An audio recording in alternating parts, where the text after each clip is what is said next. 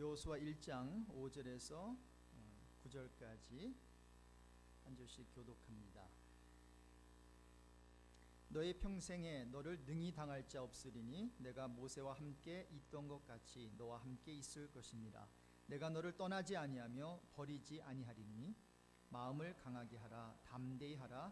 너는 이 백성으로 내가 그 조상에게 맹세하여 주리라 한 땅을 얻게 하리라. 오직 너는 마음을 강하게 하고 극히 담대히 하여 나의 종 모세가 내게 명한 율법을 다 지켜 행하고 좌로나 우로나 치우치지 말라. 그리하면 어디로 가든지 형통하리니 이 율법책을 내 입에서 떠나지 말게 하며 주야로 그것을 묵상하여 그 가운데 기록한 대로 다 지켜 행하라. 그리하면 내 길이 평탄하게 될 것이라. 내가 형통하리라. 같이 읽습니다. 내가 내게 명한 것이 아니냐. 마음을 강하게 하고 담대히 하라. 두려워 말며 놀라지 말라. 내가 어디로 가든지 내 하나님 여호와가 너와 함께 하느니라 하시니라. 이 영성이라고 하는 주제로 오늘 말씀을 나누기를 원하는데, 교회가 어떻게 해야 좋은 교회가 되는가? 이 영성이 충만해야 됩니다. 어떤 성도가 좋은 성도인가?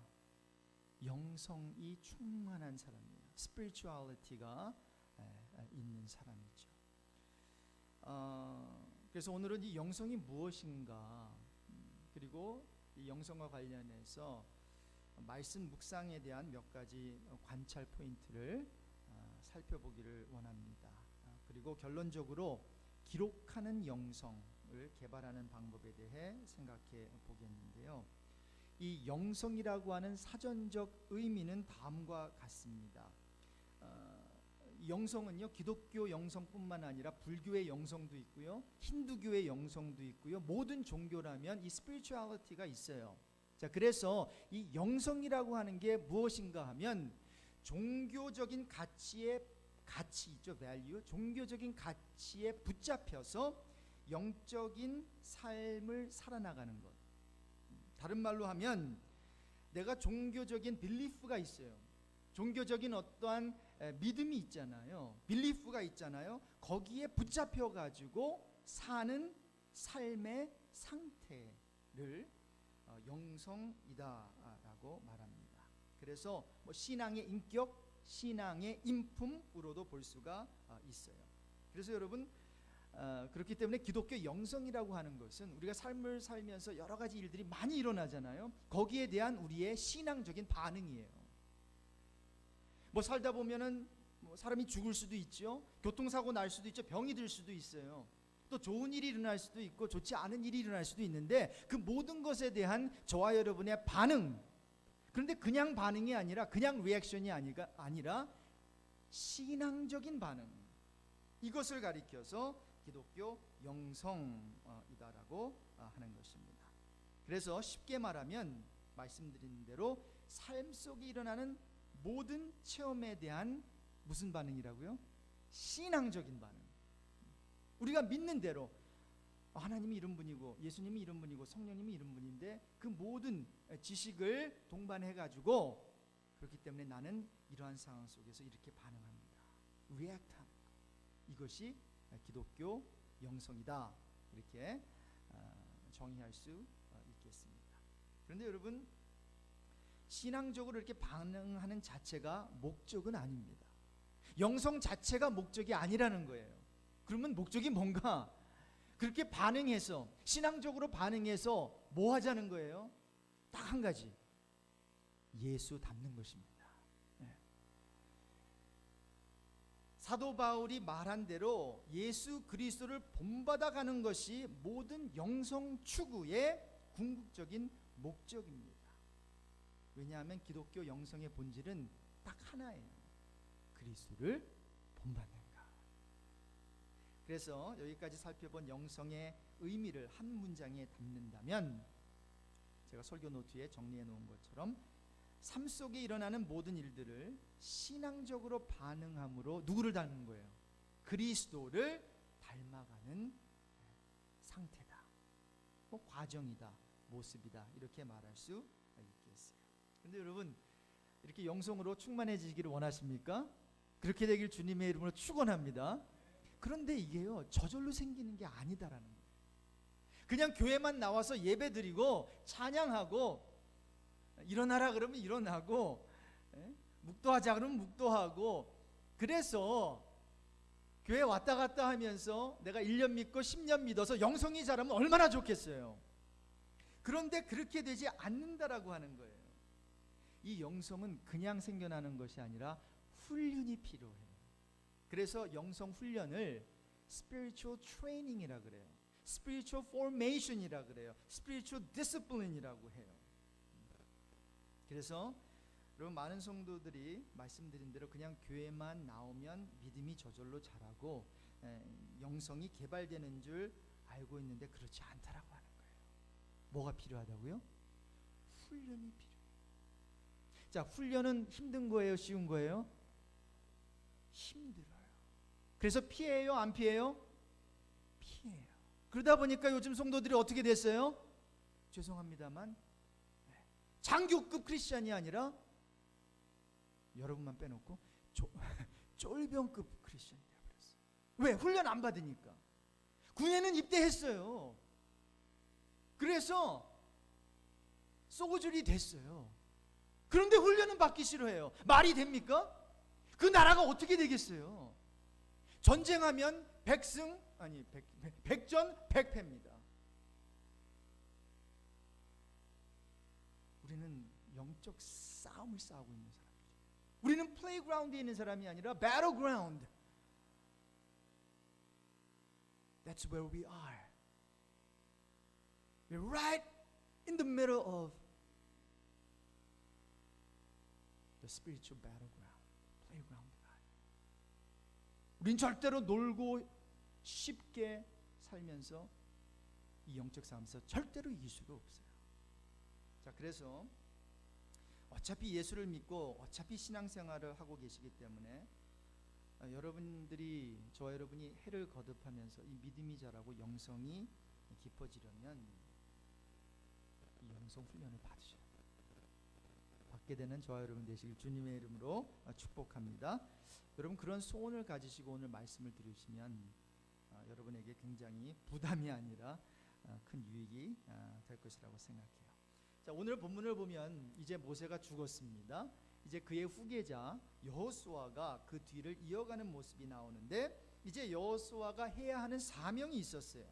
자, 이미 모세를 통해서 이스라엘 백성들을 출애굽시켜 놨어요. 그런데 이제 넥스트 어사인먼트는 뭔가 하면 이 이스라엘 백성들을 이끌고 어디로 들어가는 거예요? 요단강을 건너서 하나님이 약속하신 땅 가나안으로 들어가는 것이었어요. 자, 그런데 좀 겁을 먹었던 것 같아요. 그래서 오늘 아침 읽은 본문 5절 이하를 보면 하나님께서 여호수아를 격려하는 말씀이 쭉 기록되어 있잖아요.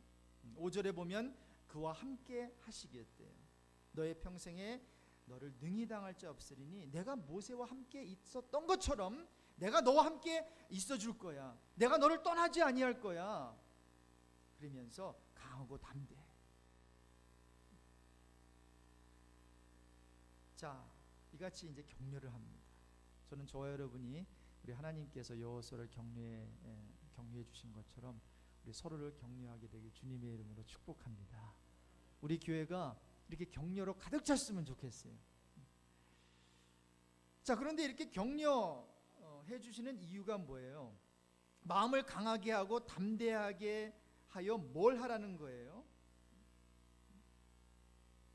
여호수아의 책임이 뭐냐는 거예요. 그가 이제 마음을 강하게 하고 담대하게 해서 이방신을 섬기는 사람들에게 이제 찾아가서 싸우라는 거예요? 아닙니다. 7절을 함께 보겠습니다. 우리 7절을 같이 읽습니다. 오직 너는 마음을 강하게 하고 극히 담대하여 나의 종 모세가 내게 명한 율법을 다 지켜 행하고 좌로나 우로나 치우치지 말라. 그리하면 어디로 가든지 형통하리니. 여러분, 우리 기독교 영성은 바로 이겁니다. 마음을 강하게 하고 담대하게 해서 주의 멋진 일을 해내라는 게 아니에요. 전쟁하라는 게 아니에요. 뭐 하라는 거예요? 마음을 강하고 담대하게 하여 하나님의 말씀대로 살라는 거예요.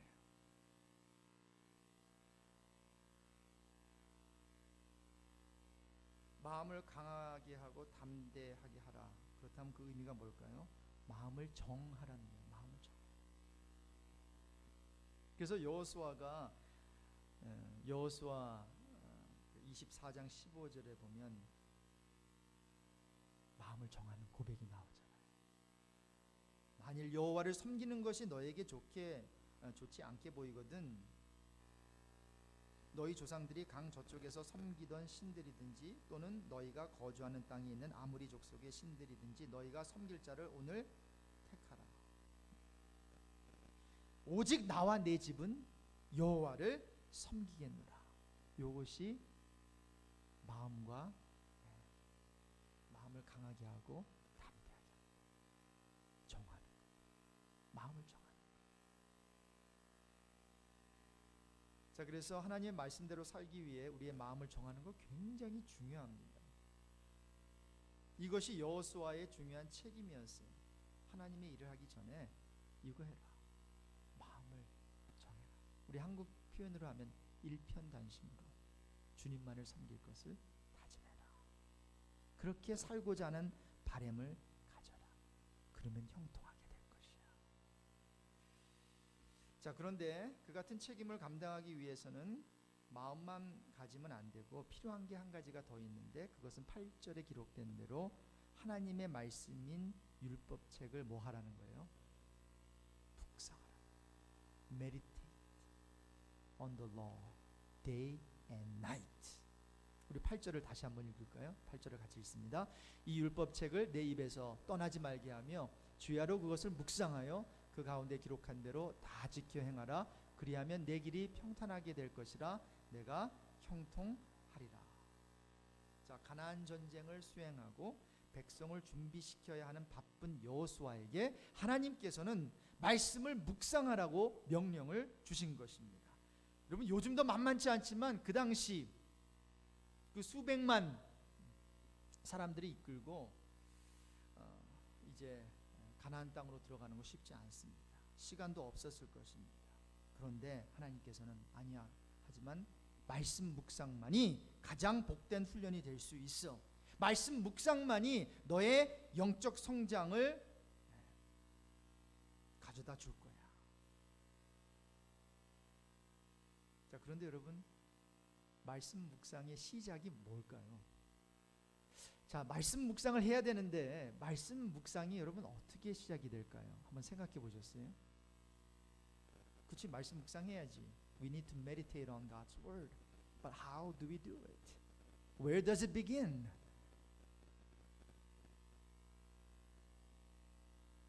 여러분, 펜이 있으신 분은요 8절에서 이 표현에 밑줄을 그으시기 바랍니다. 이 율법책을 내 입에서 떠나지 말게 하며 주야로 그것을 묵상하여, 그 다음에 뭐라고 되어 있어요? 그 가운데 기록한 대로, 거기에 밑줄을 한번 그으시기 바랍니다. 여기서 우리는 말씀 묵상에 대한 첫 번째 통찰 포인트를 얻을 수 있는데, 모든 말씀의 출발은 기록이다라는 거예요. There is no meditation on the word without the word first being recorded. 우리가 하나님의 말씀을 묵상할 수 있는 이유는 하나님의 말씀이 기록되었기 때문이에요. 맞습니까? 그래서 모든 하나님의 말씀 묵상은 기록으로부터 시작이 돼요. 보통 하나님의 말씀을 통해 은혜 받는 방법을 다음 5가지로 우리가 알고 있지요. 가장 쉬운 게 뭐예요? 성경 읽기, 그렇죠? 말씀 읽기. 그 다음에 또 뭐예요? 말씀 듣기. 또 입으로 말씀 외우기. 또 마음으로 말씀 묵상하기. 그리고 또 하나 있죠. 이번 수요일 날 할 거. 머리로 말씀 공부하기. 요 5가지예요. Reading, hearing, memorizing, meditating, studying. 5 ways to approach God's word. 자, 그런데 여러분,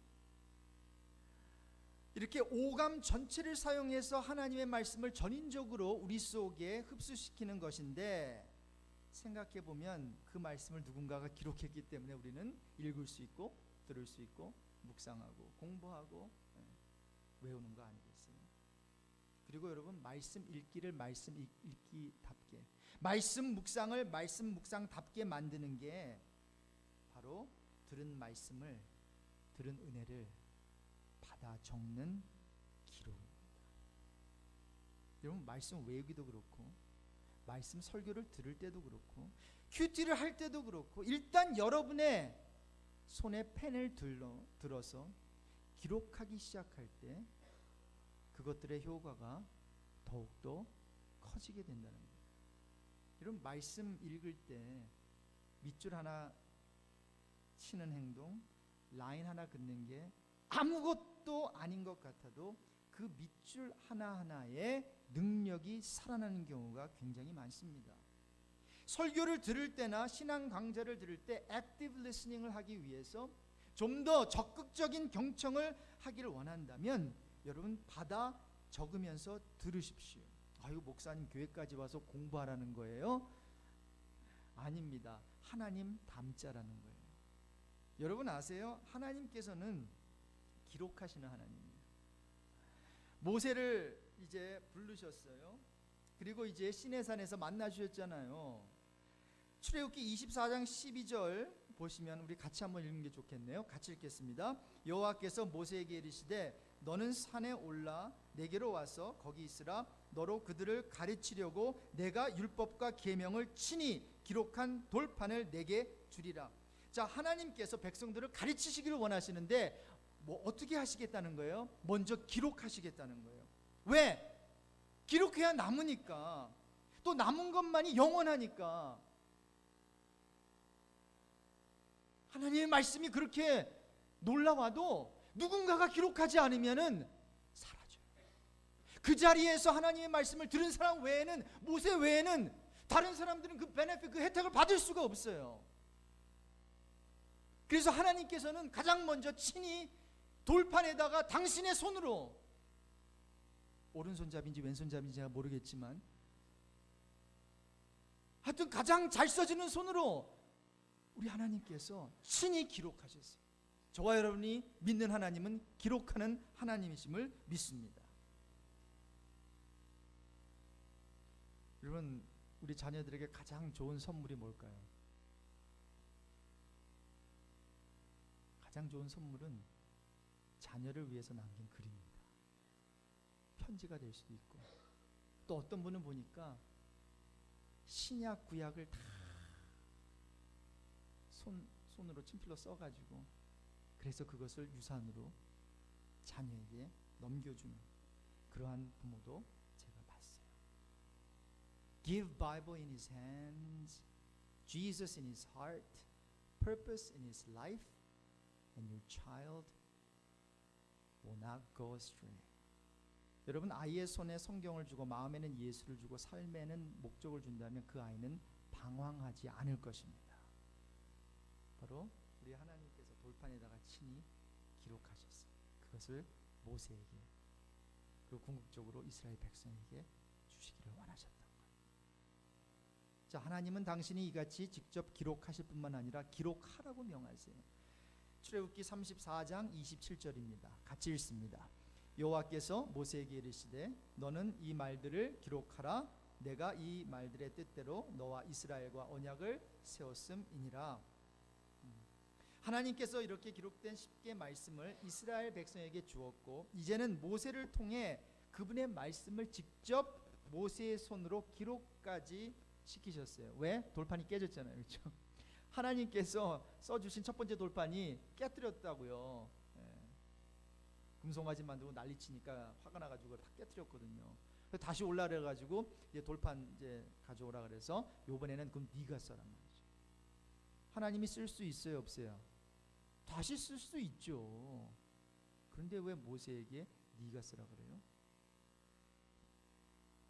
아마도 기록하는 영성을 모세에게 디벨롭 시켜 주시고자 하는, 듣고 그냥 듣고만 있지 말고 듣고 내가 딕테이트 해줄 테니까 너 받아 적어. 그러면 뭐예요? 교육 차원은요, 그냥 듣는 것보다 받아 적으면 훨씬 높습니다. 자, 그러므로 모든 묵상의 출발은 기록이에요. 말씀 묵상에 대한 두 번째 인사이트는 성경을 기록한 자들은요, 하나님이 주시는 말씀과 생각을 받아 적는 좋은 버릇을 가졌던 사람들이에요. 여러분 아세요? 성경 66권을 기록한 사람이 한 40여 명 되거든요. 그런데 그런 사람들이요, 하나같이 하나님께서 어떤 말씀을 주실 때 좋은 말씀이네 이렇게 지나치지 아니하고, 다윗 같은 경우 보세요. 기도하는 가운데 생각이 떠오르면 성령의 감동으로 시를 적어나가요. 그것이 성경이 된 줄로 믿습니다. 그 시가 저와 여러분이 그렇게 사모하는 시편 23편이 된 거예요. 신약에서도 사도 요한 아시죠? 그는 기록함이 목적이 된 인생을 살았어요. 요한복음 20장 30절 31절에 보니까 예수께서 제자들 앞에서 이 책에 기록되지 아니한 다른 표적도 많이 행하셨으나 오직 이것을 기록함은 너희로, 지금 사도 요한이 말하는 거예요. 기록하고 있는 거예요. 오직 이것을 내가 기록함은 너희로 예수께서 하나님의 아들 그리스도이심을 믿게 하려 함이요 또 너희로 믿고 그 이름을 힘입어 생명을 얻게 하려 함이니라. 사람들로 하여금 하나님의 아들 예수를 믿게 하기 위해서 그는 뭐 하겠다는 거예요? 기록하겠다는 거예요. 임팩을 주기 위해서 하나님의 말씀을 종이에다가 기록. 나는 기록하는 인생을 살겠다는 거예요. 얼마나 이 기록이라고 하는 게 중요해요. 기록을 통해 사람들이 예수를 믿고 그 안에서 생명을 얻게 되니 말입니다.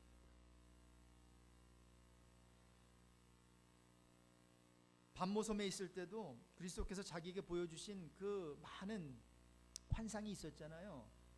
다 증거하기 위해 그가 뭘 했어요? 자기가 듣고 본 예언의 말씀을 기록했어요. 기록하는 인생을 산 바울, 성경, 신약 성경 27권 중에서 21권이 서신으로 돼 있어요. 편지 형식이에요. 그 중에서 13권이나 되는 편지를 사도 바울이 썼어요. 그래서 바울의 별명을 붙인다면 저는 이렇게 붙이고 싶어요. 편지 쓰는 사람, 기도만 한 사람이 아니라 기록을 한 사람. 에베소서 3장 3절과 4절에 보니까 곧 계시로 내게 비밀을 알게 하신 것은 내가 이미 대강 기록함과 같으니, 대강이 간단이에요. As I have already written briefly. 이것을 읽으면 그리스도의 비밀을 내가 깨달은 것을 너희가 알 수 있으리라. 기록된 하나님의 말씀의 능력을 알았기에 간단한 기록까지도 그 당시 성도들에게 유익을 끼치고자 남긴 것이고 편지를 보냈던 거예요. 내가 아주 간단하게 기록하는 그것도 너희들에겐 유익할 거야. 그래서 감옥에서 들어가서까지 거기서 뭘 했어요? 편지를 썼어요. 옥중에서 빌립보서를 썼어요. 에베소서를 썼어요. 여러분, 여호수아도 율법을 묵상하라는 하나님의 명령을 듣고는 기록을 한 것을 알 수 있어요. 여호수아 8장 32절에 보면 여호수아가 거기서 모세에 기록한 율법을 이스라엘 자손의 목전에서 그 돌에 기록하며, 모세가 썼던 율법을 자기도 돌에 옮겨 적은 거예요. 그리고 34절에 보니까 그 후에 여호수아가 무릇 율법책에 기록된 대로 자기가 기록한 거예요. 축복과 저주하는 율법의 모든 말씀을 낭독했다. 여러분, 이같이 성경을 기록한 사람들이 있잖아요. 하나같이 하나님의 말씀이 임했을 때, 하나님의 생각을 하나님께서 주셨을 때, 하나님께 은혜를 받았을 때에 받아 적는 버릇을 가졌던 사람들이. 그래서 결국 그 기록이 뭐가 된 거예요? 1189장 66권의 성경이 된 거예요. 반드시 성경을 기록하는 차원뿐만이 아니라 유익한 신앙의 글들을 남긴 믿음의 선배들을 봐도 하나님께서는 은혜를 체험하고 그 은혜를 나누게 하기 위해 글을 쓰게 하십니다. 즉 기록하게 하십니다. 저는 이것을 기록하는 영성, 사역 차원에서는 기록 사역이라고 부르고 싶습니다.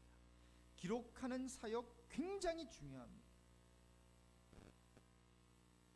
1세기에 예수 그리스도 당시 성경 외에 그 당시 정황을 알 수 있는 기록이 별로 많이 없는데, 요세푸스라고 하는 1세기 그 유대인 역사가가 남긴 글들을 통해서 저와 여러분은 그 예수님 1세기 당시의 정황을 정확히 알 수가 있어요. 여러분, 기록하는 것에 3대 유익이 있습니다. 3대 유익. Three benefits of recording. Number one, you will never forget what you have written down. Isn't that true? 기록하는 것은 잊어버리지 않아요. 사람이 여러분 듣는 것은 몇 퍼센트 기억하시는 줄 아세요? Only 20%. People remember only 20% of what they hear. But they remember 100% what they write down. 쓰는 것은 100%. 왜? 찾아서 보면 되니까. 그런 면에서 기록은 역사를 지배합니다. 왜냐하면 기록은 기억을 지배하기 때문에. 교회 사역을 할 때도 마찬가지입니다. 기록을 남기십시오. 주보를 통해, 행사일지를 통해, 목회 칼럼을 통해. 그러면 모든 교회가 사역의 기록을 남기고 목회자는 목회 일지를 남기면 5년 지나고 10년 지나고 15년, 20년 지나고 그 다음에 다음 목회자가 올 때에 그것만 쭉 보면요, 아, 하나님의 역사가 이렇게 역사했고 하나님의 은혜가 이렇게 임했고 이 교회에서는 이런 행사들을 했고 말이죠. 왜 그런 행사들을 했고, 그러면서 그것이 은혜의 기록으로 남게 되는 거죠.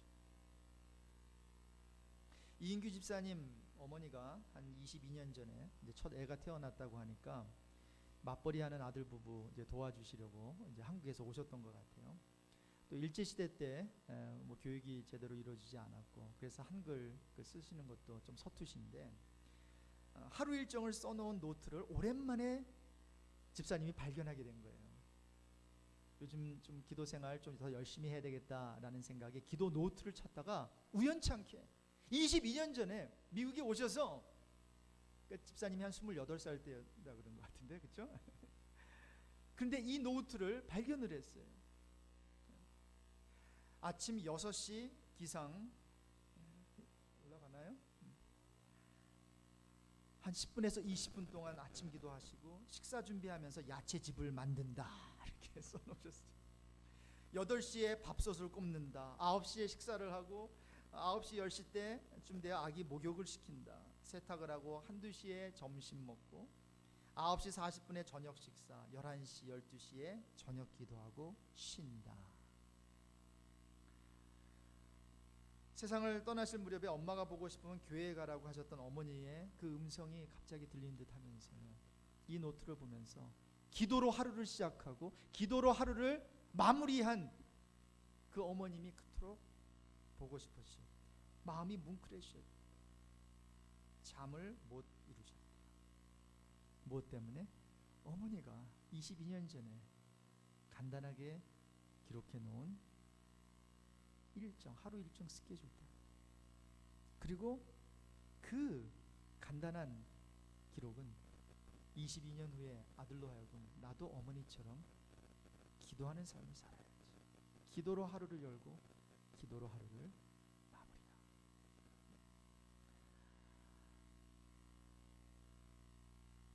여러분, 그래서 100번 듣는 것보다 한 번 기록된 것 더 오래 남습니다. 그래서 저는 이런 얘기하고 싶어요. 그런즉 들음, 감동, 기록, 이 세 가지는 항상 있을 것인데 그 중에 제일은 기록이라. 무슨 성경 말씀 같죠? 정말 그래요. 그런즉 들음, 감동, 그래요. 기록, 이 세 가지 항상 있을 것이에요. 그런데 그 중에 제일은 기록이에요. 기록하는 것의 두 번째 유익은 많은 사람과 함께 나눌 수 있다는 거예요. 책의 위대함, 책의 영향력이 거기에 있습니다. 글로 정리되지 않은 생각은 자꾸만 나눠야 합니다. 그러나 글로 생각이 한 번만 정리만 되면 글이, 책이 만입이 되어 그 생각을 전하게 되는 줄로 믿습니다. 그래서 여러분, 글을, 유익한 글을 웹사이트나 아니면 페이스북이나 트위터나 이런 걸 통해서 많이 나누십시오. 기록한 것의 또 하나의 유익은, 세 번째 유익은, 글로 기록된 내용은 삶에 적용되는 찬스가 많다라고 하는 거예요. 여러분 아세요? 목표를 설정하고 목표를 글로 기록하는 것, 정리하는 것의 중요성은요, 성공과 실패를 좌우합니다.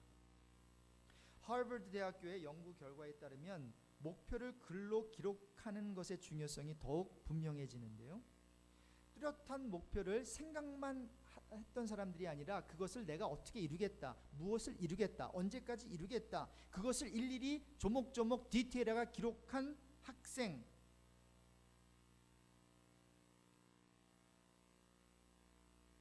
그런 학생 중 3%의 수입 총액은 이를 기록하지 않은 97%가 벌어들인 수입 총액의 10배에 달했다는 연구 발표가 있습니다. 무슨 말입니까? 명확한 목표 설정을 기록한 힘이 높은 경쟁률을 뚫고 사회에서도 성공하게 만든다는 거예요. 뭐가?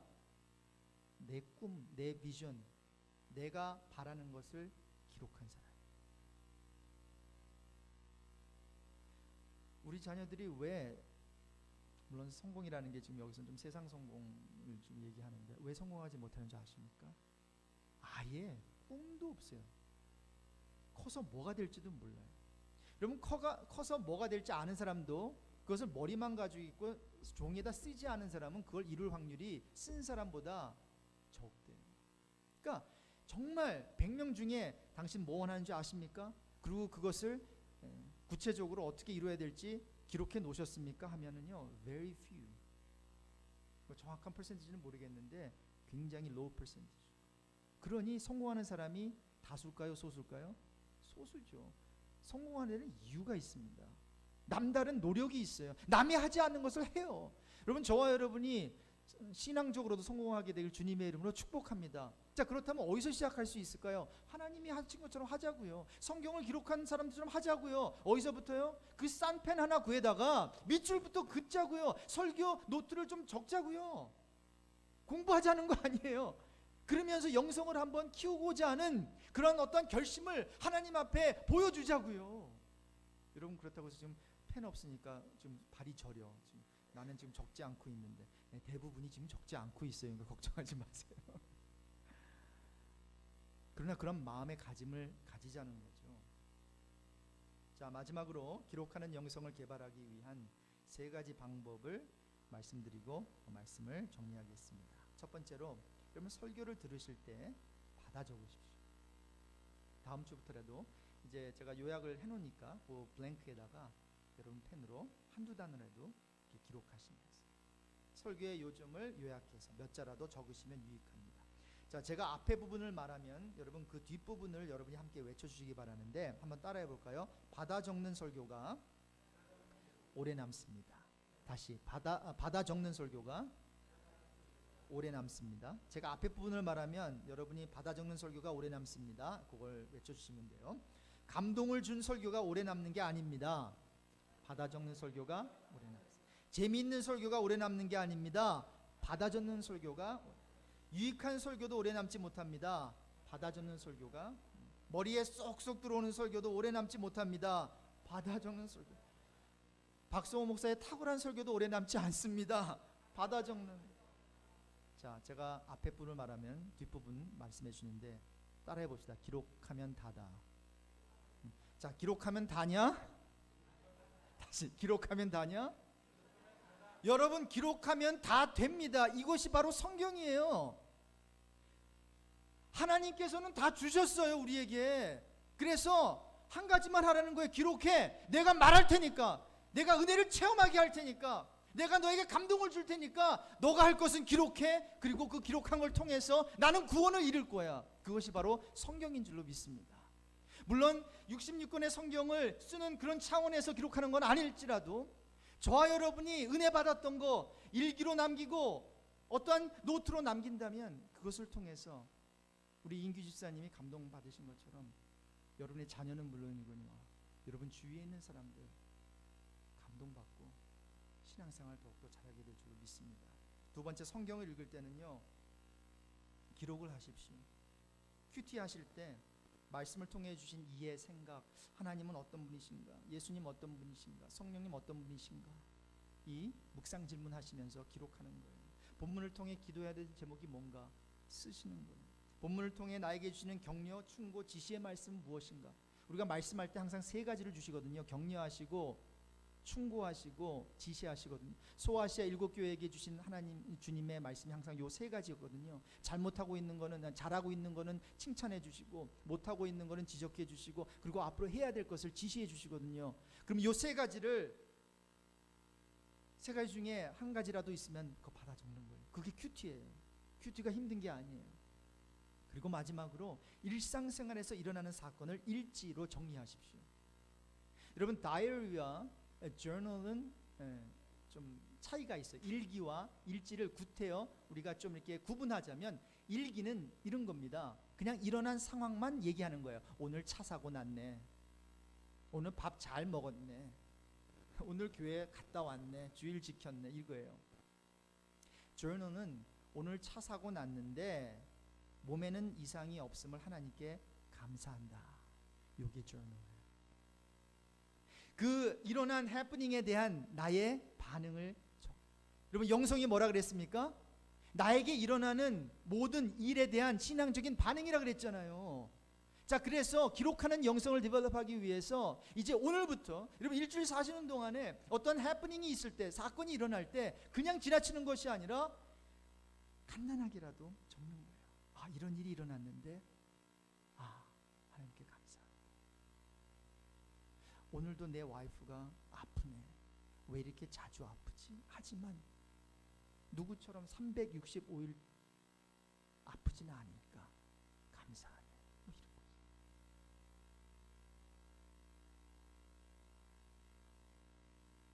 일기가 일상에서 일어나는 사건들의 단순한 기록이라면, 일지는 그 사건들을 통해 어떤 영향을 받았는지에 대해 내가 당한 경험을 보다 깊이 생각해서 나의 감정과 생각을 기록하는 거예요. 자, 여러분, 말씀을 마치겠습니다. 하나님 말씀을 통해서 은혜 받는 방법이 5가지가 있다 그랬죠. 읽고, 그렇죠? 듣고, 외우고, 묵상하고, 그 다음에 공부하고. 그렇게 한국 교회가 했더니 어떻게 됐어요? 머리만 커지더라는 거예요. 고옥하는 목사님, 그렇게 제자 훈련 시켰고 평신도를 깨우는 운동을 20-30년 동안 하셨는데도 불구하고 여전히 변하지 않더라는 거예요. 내가 뭘 잘못했지? 나는 나름대로 열심히 했다고 생각하는데. 거기에 대해서 감히 부족한 제가 다음 2개가 더 첨부되어야 말씀을 통한 온전한 은혜와 변화를 경험하게 된다고 생각합니다. 5개에다가 6번째와 7번째가 있어요. 6번째는 living, 말씀 생활화하기.